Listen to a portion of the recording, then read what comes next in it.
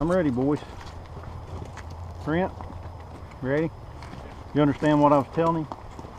Just a simple shoving the tool in right here, and you probably either can use the tool to get you a purchase point, or you can use an axe. I mean, I've seen an axe go in there and turn it up sideways, and it just opens that, yeah, to where you can get in. To pop the door. Yeah, or you can stick one tooth in there and open it up. However you see fit. We're here to help you, not to misguide you. We can just say, hey, get in here, and then you'll have to make a cut right here. One of you make a cut on the A, but you need to check it, and then you can cut on the B. Okay. However you see fit. So you can run two tools at one time. Do you want, so you're cutting the B post, do you want down here more or up toward the top more? What's the preference? Nathan? Yeah. What about cutting it on the B post? Really just a matter of where you want to cut it. Where you want to cut it. Yeah. As long as there's, you know, there's nothing behind it. That's where you want to make sure. Now, if you're doing a third door conversion, you got to be careful after you, whenever you pop the door, whatever you're going to do, if you're going to cut the B post, you always want to leave 8 to 10, 12 inches there, because if you cut it too low, whenever you go, if you have to do a dash roll for some reason, you won't have anything to push against. Back here on the B post, it'll just push that little block over. Now you can always use a cribbing Halligan tool or whatever. Stick down in there, and we can show you all that in a few minutes. And another thing, whenever you're doing a dash roll, which we'll get into it, whenever y'all do it, you always want to crib up under wherever you're pushing from. But as far as cutting on the B post, there's no certain place to cut, just as long as you're not cutting some type of cylinder, you know, pressurized cylinder. And then if you're doing a third door conversion, you always want to leave a little bit of a post to push from. That's it on that. And you always, when you're cutting the A post, you know, instead of cutting way down here as far as you can get, because you don't want, you know, a lot of people want to cut right here so you don't have anything in your way. But if you cut too much out of your A post, and you're going to run into the same problem, you won't have anything to push against. So leave about 6 or 7 inches right there and push on that. How about on this one? Just cut it right above the mirror, then that'll leave you that. Because you can always cover it with something, yeah, blanket or whatever, if you're trying to work in there. I mean, That's one thing too. Kill the car because of the patient. You gotta watch where your tools at, and you gotta watch what anything that you do, how it can affect your patient. Because you don't want to be pushing a spreader and pushing something into the patient, or you know, shattering glass and cover the patient up. So, you know, you want to take care of your patient. Yeah, especially on the dash roll, you may be in there with a round, and right beside that round per se is their leg, and that's your hands between their leg and what you're pushing on. If it slips out, it slips in, I mean, you hurt something else. What's one of the biggest things you can do for that patient while you're fixing to cut or do anything in that vehicle? Talk to them. If they're conscious, talk to them, reassure them what you're fixing to do, what they're fixing to hear. They're fixing to hear a lot of crunching, a lot of noise. Let them know what you're doing.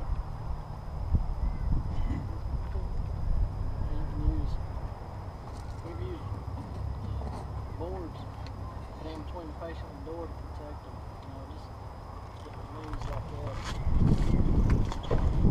Just be conscious of it.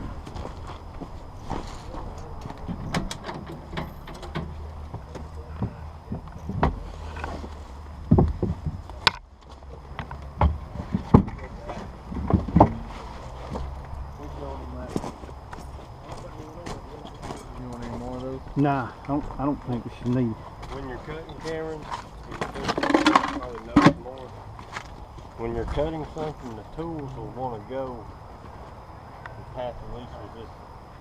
So you don't want to be standing between, if you're cutting on this door here trying to pry, and your tool's here and you're here, and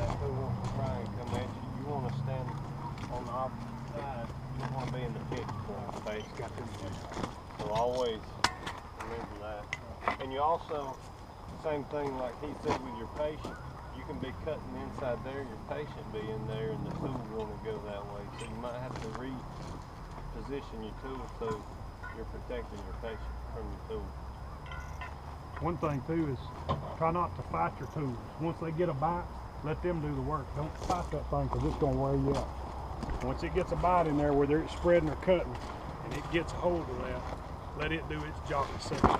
You just sit there and kind of stabilize it, and it's doing the work for you. Yep, because I have seen us cut down in there to cut that purchase point or pinch point right there when you roll the dash up, and the tool just walk in there with you, and it'll just walk right in there on them. And it don't matter if all of us out here pulled on that tool, you can't fight it. I think we've all probably tried. But let's go on in there. You don't get a good bite or get it like you want it. That's one thing I ain't never seen done is a bass roll. Well, you'll get to today. And always try to pull all this crap out. I mean, if you can get to them in 30 seconds, you'll help us. Yep. But today our doors are jammed shut. Road tide. Roll tide. Boys ready? Okay. I got Halligan axe over here if you need to get any bites different. And a sledgehammer. Got your sledgehammer, got the extrication tools. They gonna do it? If you need Oh, yeah. something, holler. Or we can. Let somebody know. If you're down in the middle of something, Yeah, let's me and you and Nathan. We're gonna do this door and make that cut so they can kind of see what we're doing.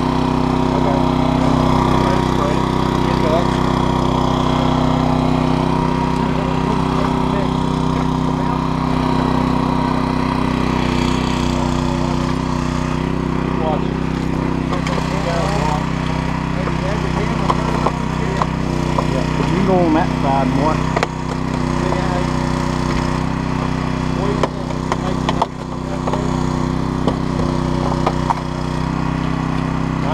Hey, before you go any further, will you stick it in the window and will the arms go wide enough for you to pull up on it and see if it'll pull out on it? How wide does it go? I'm watching my face and see.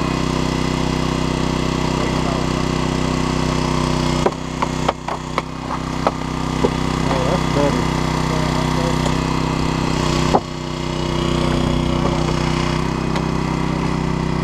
He just saved himself some work.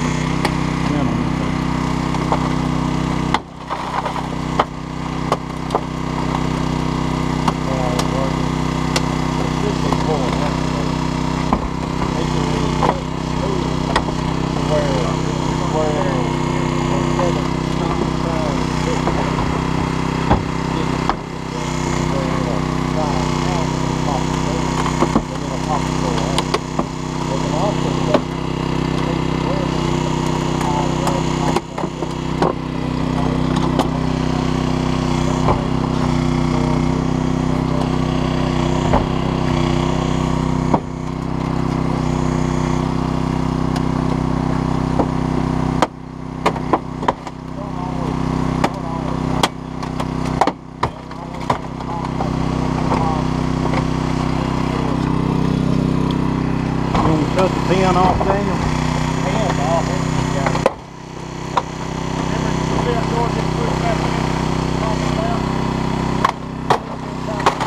Pull it all the way around. Yeah. See, you can put your weapon on it and hold it. That way you go out and play. Get in there where you can see what he's doing. Now pull it around. Where you cutting that? On Them hinges. Yes. See, I'm not holding the tool. I'm not gonna hold it. It just be.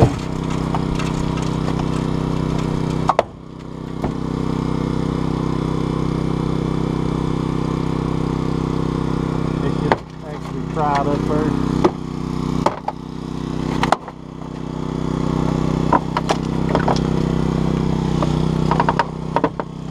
See, when it bites, you just got to turn loose of it. You're not gonna fight it.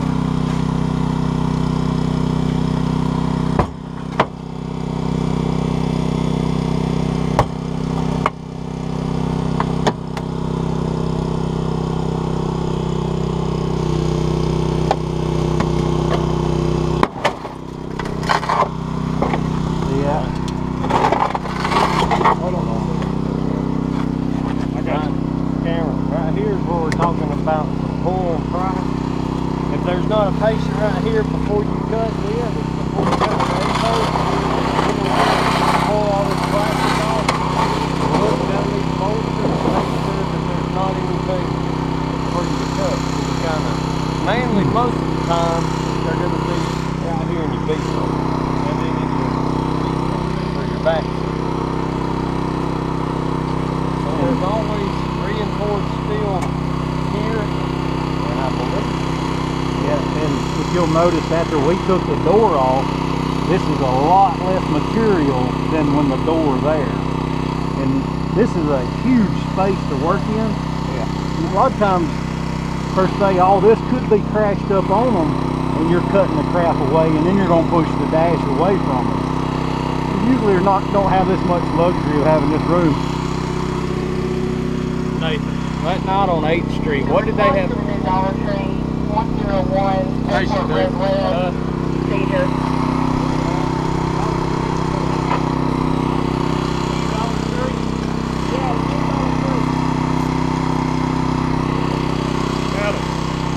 You want to run with Trent right here? Yeah.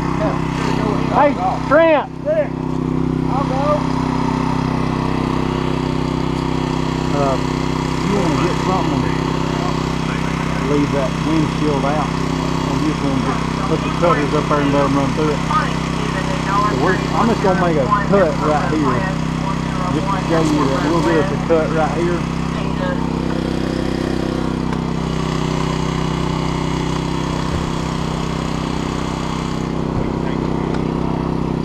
See, I don't even have a hold of the tool. I'm not going to fight it. That's what I'm saying. Just look, feel that tool. It's there. I don't. You can't fight it. If it starts in there, you're going to have to reposition so it don't pull it down in there on it.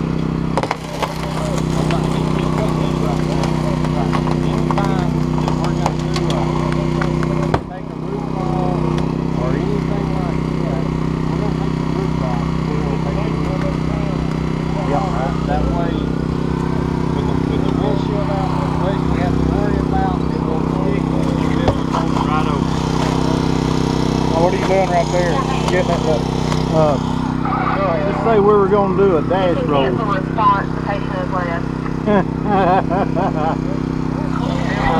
I used this on something I found, and it was just a video I watched. I make a cut right here, and I think you've seen it where you cut one side out, cut a wedge in the top, and it leaves a void. Is that right? Yeah, so you can use your spreaders to get in there. Yeah. All I done was cut a point right here, run the ram in there, and that cuts that firewall, so all this comes up instead of just being you trying to pull on that, because if you'll cut that material, it'll rip when you're pushing from here up. If you leave it, it just makes it harder to push if there's a tire on it.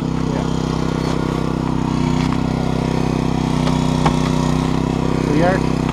Pull my finger in there.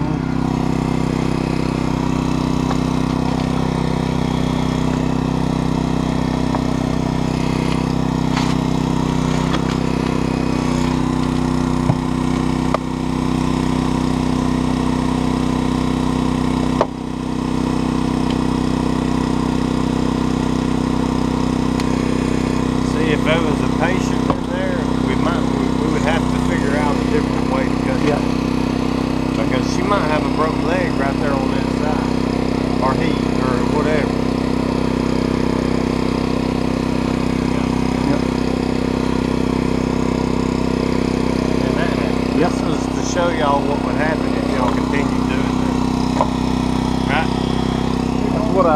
to happen was it to pull in there, and I couldn't fight it to keep it off of it.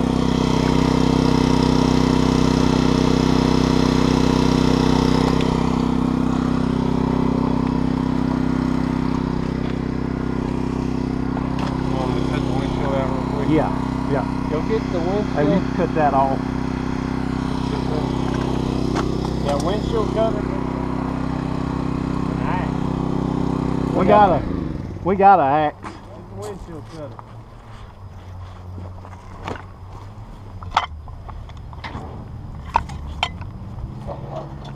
I think we'd rather use a flathead axe instead of a pig head, right? Well, you can use a big head. You just have to be a little more careful with it.